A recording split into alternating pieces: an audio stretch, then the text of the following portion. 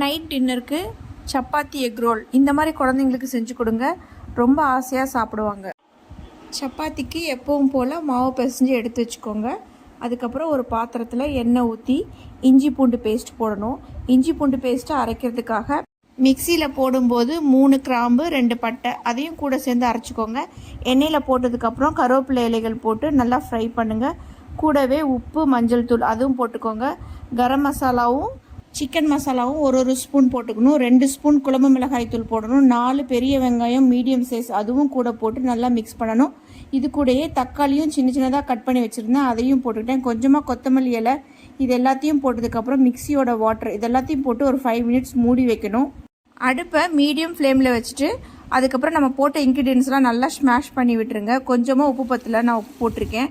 நீங்களும் உப்பு காரம்லாம் பார்த்துக்கோங்க. 4 முட்டையை அது கூடயே சேர்த்துட்டு நல்லா மிக்ஸ் பண்ணி ரொம்பவும் ட்ரை கிரேவியாக ஆக்காமல் செமி கிரேவியாக அதை கொண்டு வரணும். அதுக்கப்புறம் சப்பாத்தி போட்டு அது நம்ம பண்ண எக் கிரேவியை அதுக்குள்ளே வச்சு ரோல் பண்ணி நீங்கள் கட் பண்ணி கூட குழந்தைங்களுக்கு கொடுக்கலாம். இந்த மாதிரி கொடுத்தீங்கன்னா குழந்தைங்க ரொம்ப விரும்பி சாப்பிடுவாங்க. யம்மியான சப்பாத்தி எக் ரோல் ரெடி ஆகிடுச்சு. அப்படியே இந்த சப்பாத்தி எக் ரோலுக்கு லைக்கை போட்டுட்டு என் பேஜை ஃபாலோ பண்ணால் மறந்துடாதீங்க.